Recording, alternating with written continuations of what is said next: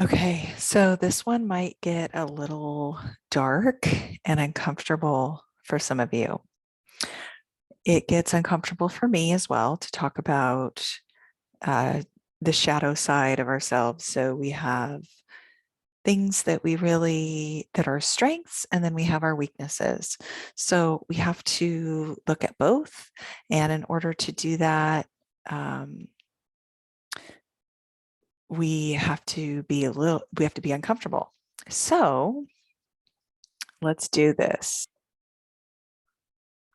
Okay, so I titled this Living Outside the Box. We've all heard the saying, think outside the box. And I'm going to start this out by quoting this beautiful woman. The journey into self love and self acceptance must begin with self examination. Until you take the journey into self reflection, it is almost impossible to grow or learn in life. I love that so much. So this is a cube. It is a box. And we build these boxes in our mind as shortcuts. They do help us get through life and make quicker decisions. So again, I named this Live Outside the Box. And we have all these patterns that come up. It's part of intellectual intelligence is to recognize patterns. And we have all these little boxes. We've categorized patterns and ways of doing things and ways we've always done things. If it worked last time, why wouldn't it work this time? And so on. So our brains build these neural pathways. And it's almost like driving off-road, right? So if you have a unmolested landscape, a pristine landscape, the first time you take a truck through it, there's not going to be a trail, right? But if you keep driving that same route, it's going to make a deep ruts and all kinds of trails. If you keep going down that same path, and water is more likely to gather down that path and maybe create more ruts. And so these are the neural pathways and patterns in our mind.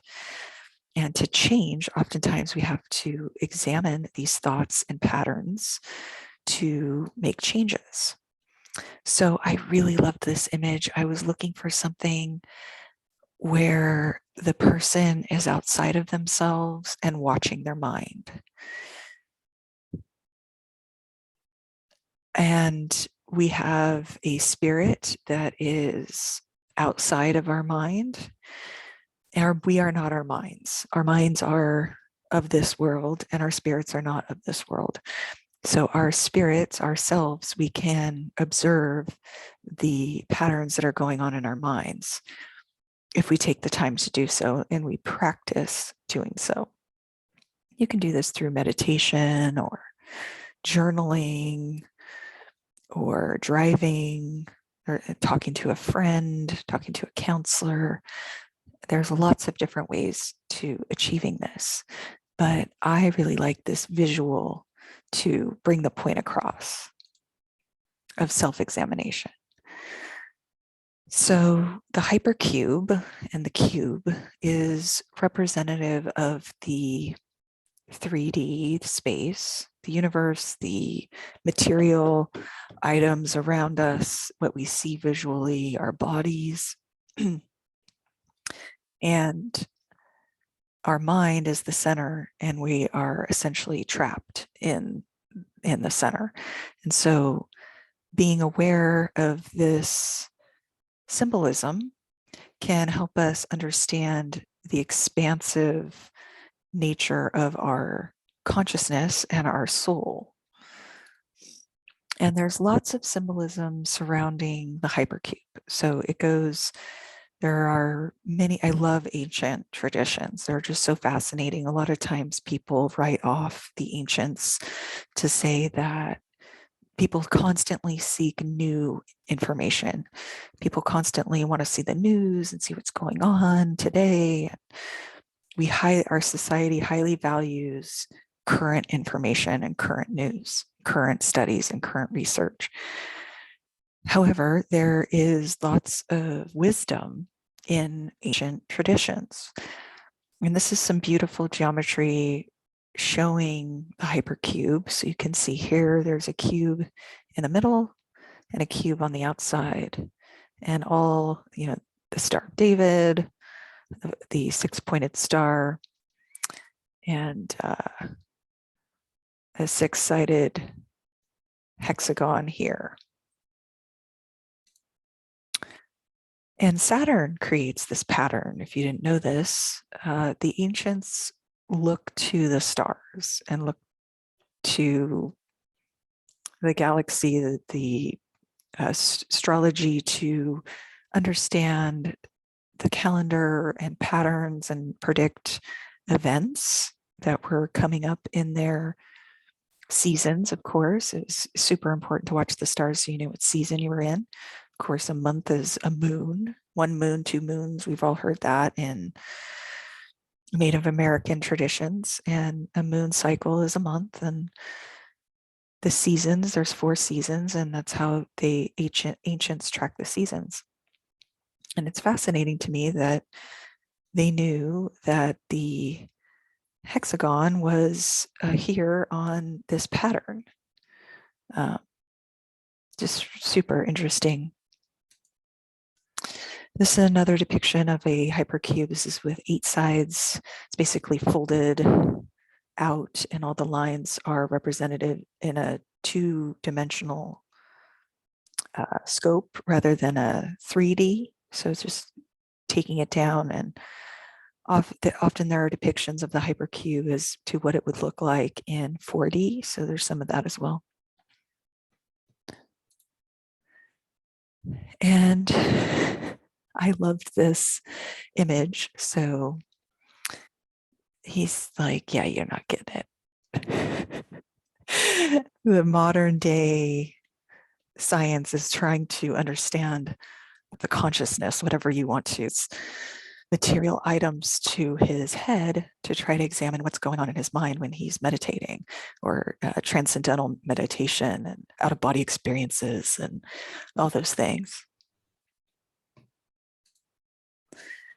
It's depicted in art. Once you're aware of this concept, you may notice it in more places. This is a beautiful art depiction of actually a cube within a cube within a cube within a cube. To me, this represents multiple layers in our mind. Oftentimes, our first thought is a clue, and if we keep asking over and over again, there are multiple layers in our mind, and we can start getting at some of the thoughts that may be happening on a subconscious level. Then we've got The Cube, which is a movie. Such a cool movie. Oh my gosh, I loved this movie. It came out, I want to say, in the 90s. And then they had The Cube 2, which was called the Hypercube. The first one was the best, in my opinion, but the second one's pretty good too.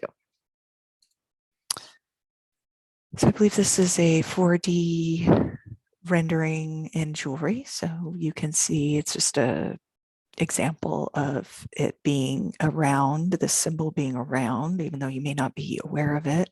It's in jewelry, it's in art, it's in ancient tradition, it's in the sky, it's in the universe. So self-observation brings man to the realization of the necessity of self-change. In observing himself, a man notices that self-observation itself brings about certain changes in his inner processes. He begins to understand that self-observation is an instrument of self-change, a means of awakening. So self-observation is the way. It being aware, right? Being conscious, being a conscious person, being conscious of the external world, which is certainly important, but being masters of our inner worlds that are happening simultaneously, and knowledge of our psychology and how we uniquely interact with the inputs around us from our thoughts, from other people, from our environment, etc. So I just really loved this picture again. It's very artistic. It's just very beautiful. And there's almost cobwebs, weeds and vines, and it hasn't been pruned. I really like this one as far as looking at self-reflection. There are also often pictures of looking in the mirror. I did a presentation on looking in the mirror. I'm not sure who the artist is. I put a link here, but consciousness is looking into the mind objectively and observing our thoughts and our belief systems and our ways of doing things and asking, is this the best way? Is this the truth? Is this getting us the results we're seeking? Do I have fallacies? Do I have knowledge that is incorrect? Right? I tied this in a previous presentation to health and fitness. When I first started out in health and fitness, I thought I knew what eating healthy meant. And as I experimented with different diets, I discovered what was healthy for me and what worked best for me. And same with the gym. I thought that there was a certain workout that people did who were fit and healthy. And I tried those workouts and they weren't my favorite. So I tried different things until I found what worked for me.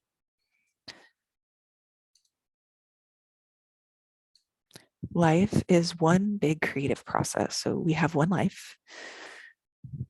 And it is a blank canvas in some respects. Obviously, we cannot control the world. We cannot control other people. We cannot control all circumstances, but we can control as much as possible our inner workings and our consciousness and our decisions and our routines and our patterns.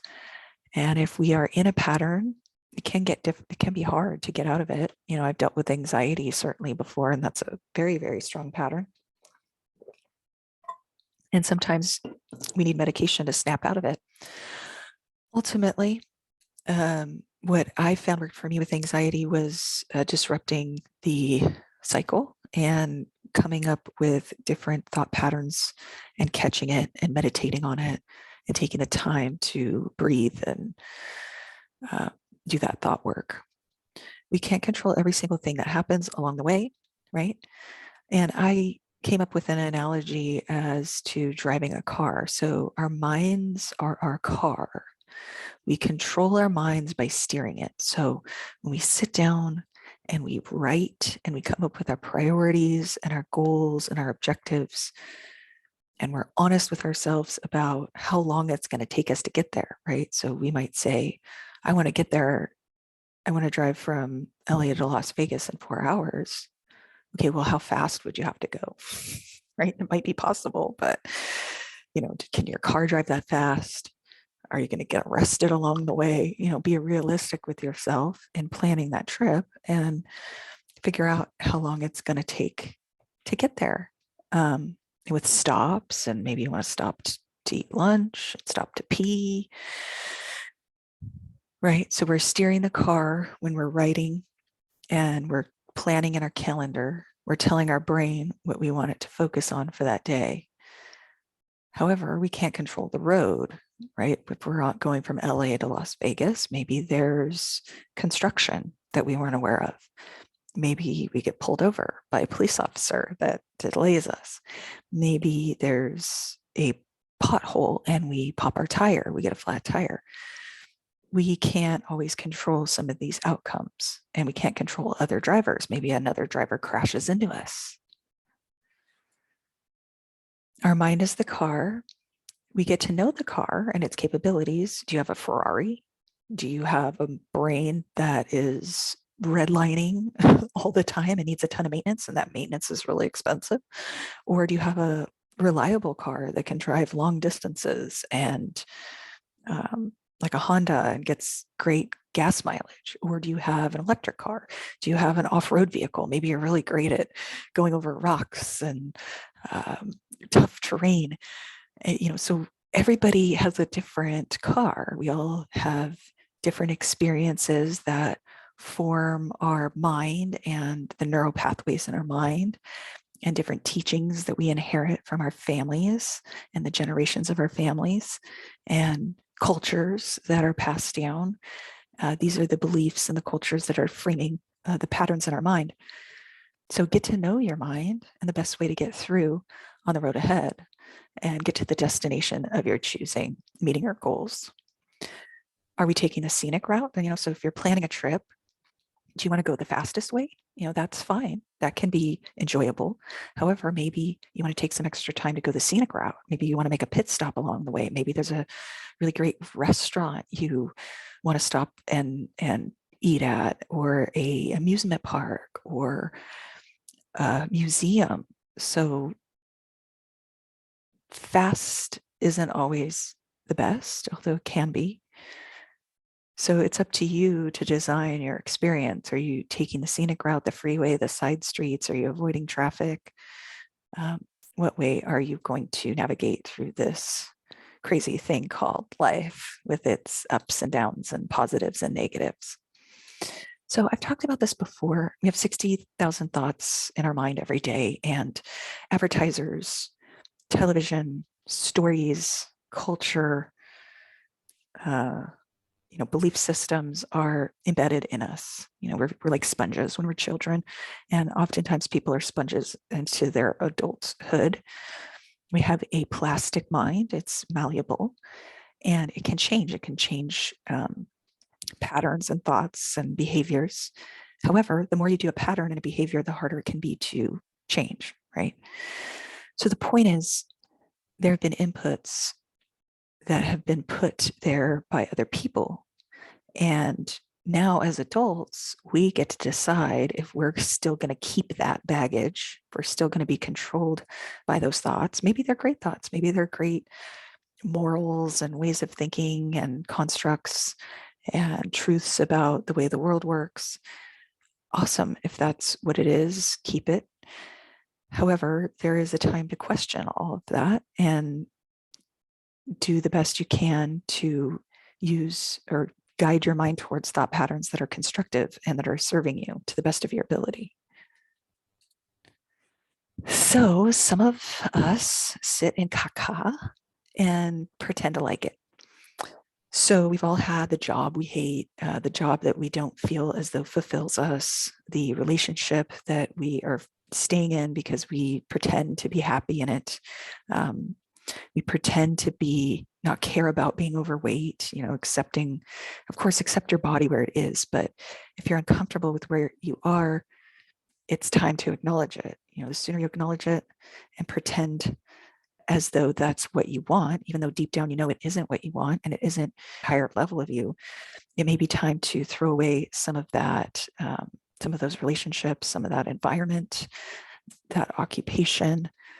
Or maybe it's not them, maybe it's you. Maybe you're the problem. Maybe you're the one that's causing all the strife and sabotaging situations like this. We're honest with ourselves and find out people, there is the things in life, how way we live in reality.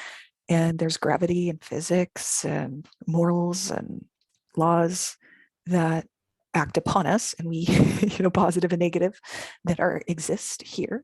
And there's positive and negative that exist in our minds as well, and in our thoughts, and in emotions. We have all of the ranges of emotions for a reason, and we need to honor and accept those and wade through them and process them to the best of our ability to move forward and be the best versions of ourselves for our families and for the people around us and for ourselves, because you're worth it. You have worth. So spend the time. Time is valuable and you are valuable. So spend the time on yourself to have some introspection. Write down your goals, your feelings, your objectives. Take time to write, pen to paper. Study after study shows that there's something magical about the pen to paper. It takes the untangible to tangible in a creative flow, in a creative way. Paint is a great meditation, or meditating all on its own. So I hope that you found this useful. If you did, please like and subscribe. If you think that someone else in your life would find this valuable, please hit the share button and share the link of this video to someone else. And I will see you next time. Thank you for hanging out with me. Have a blessed day.